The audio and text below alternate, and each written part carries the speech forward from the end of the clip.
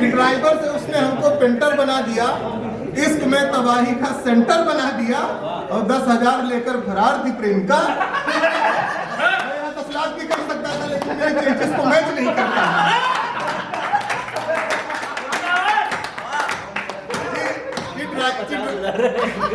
कि ड्राइवर से उसने हमको पेंटर बना दिया, इश्क में तबाही का सेंटर बना दिया और 10,000 लेकर फरार थी प्रेमिका, हमने भी उसको लोन में गारंटर बना दिया। गाड़ी ने लिखा कि ना हमका अमेरिका पाई ना पाई पाकिस्तान, ना हमका अमेरिका पाई ना पाई पाकिस्तान, मुर्दा तक जहाँ पेंशन पावा यू है हिंदुस्तान। और आरक्षण में मिली नौकरी के होगा कहीं अनाड़ी, एक पट्टी छोड़े दूधी रेले गाड़ी। और हमरे देश की रक्षा तीनों जगत में होता है जगदीश, नकल करे में पकड़े जावे देश के न्यायाधीश। एक बार जोरदार तालियों के साथ स्वागत कीजिए सौरभ भाई।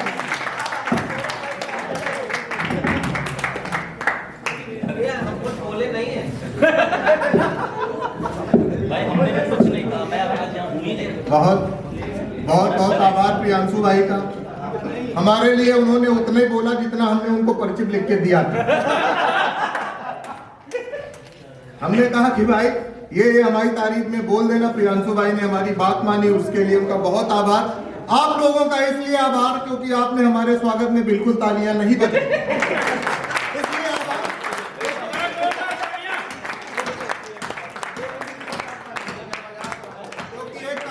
जोरदार तालियां लोगों ने बजा दी थी, हम 4 कविताएं भूल गए थे और 4 हम याद करके गए थे। बड़ी दिक्कत हो जाती है। प्रियांशु भाई कविता पढ़ रहे थे, वो कह रहे थे कि प्रेम शाश्वत है। हमने कहा प्रेम शाश्वत है वो बात सही, लेकिन शाश्वत सिंह दर्पण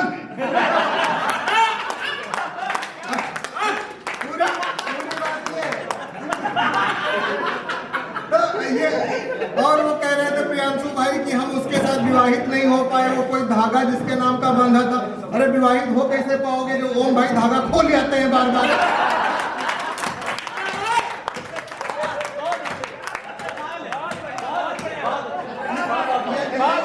प्रियांशु भाई के जीवन में अच्छा है क्या गौरव भाई, हमारे पिताजी को अक्सर ये लगता है कि हमारा क्लास में किसी लड़की से चक्कर था, कोई लड़की हमको अपना दिल दे बैठी।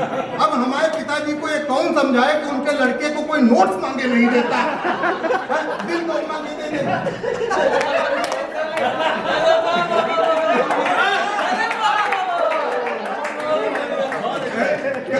कहीं से ये सवाल उठता ही नहीं है। इनको भी कुछ नहीं मिला, तो ये सवाल कहीं उठते नहीं। लेकिन पिताजी है, पिताजी को लगने लगता है।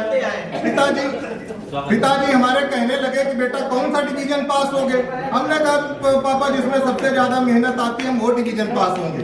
हमारे पिताजी को कंफ्यूजन हो गई, उन्होंने कहा कि टॉप करोगे। हम कहा नहीं पिताजी, हमने कहा टॉप करने का कोई मसला नहीं। तो कहीं तो कौन डिवीजन पास हो गए। हम कहा पिताजी 3rd डिवीजन पास हो गए। 3rd डिवीजन में कौन सी मेहनत। हमने कहा पिताजी थोड़ी ज्यादा मेहनत करेंगे तो 2nd और थोड़ी कम मेहनत करेंगे तो फेल हो जाएंगे। तो 3rd डिवीजन पास होना सबसे ज्यादा मेहनत का काम है। वैसे भी ये देखो 3rd डिवीजन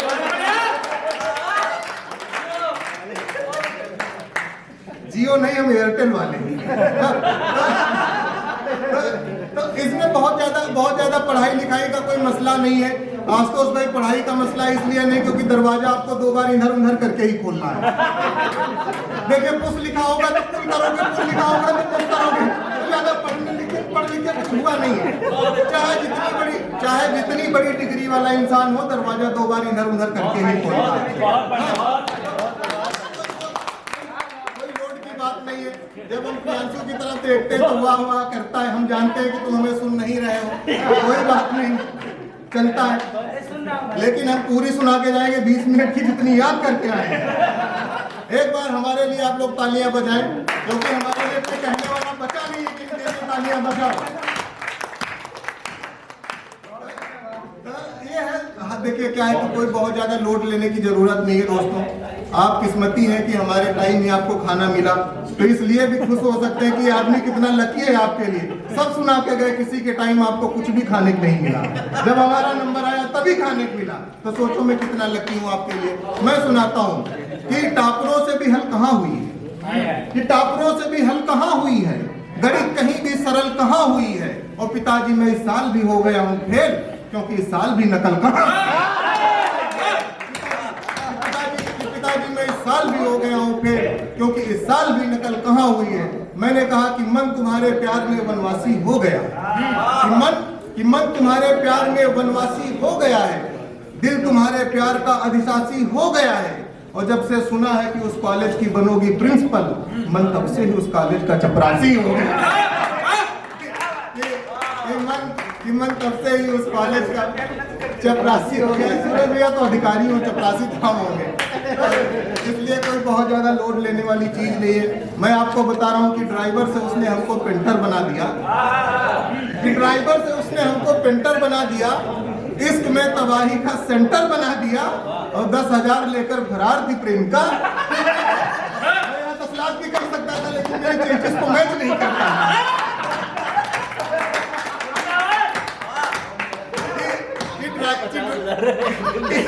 ड्राइवर से उसने हमको पेंटर बना दिया, इश्क में तबाही का सेंटर बना दिया, और 10,000 लेकर फरार थी प्रेमिका। हमने भी उसको लोन में गारंटर बना दिया। लेकिन समस्या अगर मॉडर्न है तो सोल्यूशन भी मॉडर्न होना चाहिए। अब उसको बैंक वाले ढूंढ रहे हैं, कह रहे हैं कि उसको लोन दिया था, तुम्हारे नाम को लोन ही नहीं दे रहा। तो ये सब चीजें हैं। हाँ ऐसा है कि मिस्री कहूँ या सहज सा घुल रहा हूँ। मान लिया गौरव भाई बहुत बढ़िया है। मिस्री कहूँ या सहज सा घुल रहा हूँ मैं, इश्क में उसके 21 दिन कुल रहा हूँ मैं, और एक शाम उसके साथ डिनर पे गया था, तब से गुप्ता भोजनालय में बर्तन धुल रहा हूँ।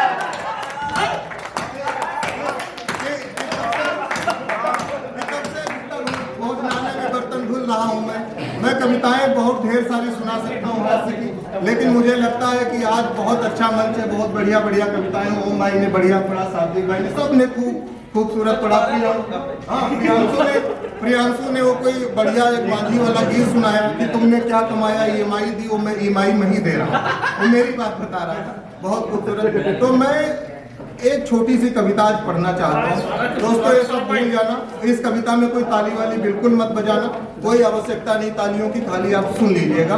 ये सुनने वाली कविता है। बस भूमिका इतनी सी है कि अगर सीता जी का हरण आज के समय में होता तो सीता जी को न्याय मिलने में क्या क्या दिक्कतें आती, राम जी को क्या क्या समस्याएं होती। मैं वो कविता पढ़ता हूँ, मैं पढ़ता हूँ कि भले ही सही था त्रेता में प्रतिशोध मेरे राम का, कि भले ही सही था त्रेता में प्रतिशोध मेरे राम का, पर कलयुग होता तो हो जाता विरोध मेरे राम का। भले ही सही था त्रेता में प्रतिशोध मेरे राम का, पर कलयुग होता तो हो जाता विरोध मेरे राम का।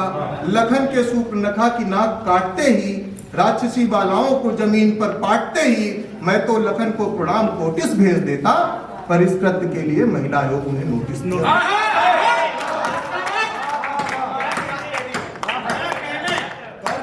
पर इस कृत्य के लिए महिला आयोग उन्हें नोटिस भेज देता। मानवाधिकार रावण के साथ खड़ा हो जाता, कि मानवाधिकार रावण के साथ खड़ा हो जाता। सीता का दुख छोटा, रावण का दुख बड़ा हो जाता। मानवाधिकार अनुमति नहीं देता मानवता के हनन की, हनुमान जी कभी इजाजत नहीं पाते लंका दहन।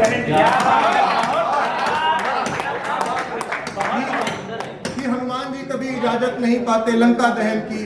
करोड़ों की संपत्ति के नुकसान का केस हनुमान जी पर तुरंत ठोक देता लंकेश। करोड़ों की संपत्ति के नुकसान का केस हनुमान जी पर तुरंत ठोक देता लंकेश। और राम को देखकर मुसीबत में कुछ ब्याज के संग सूद मांग लेते, मामला कलयुग का होता तो नेता सबूत।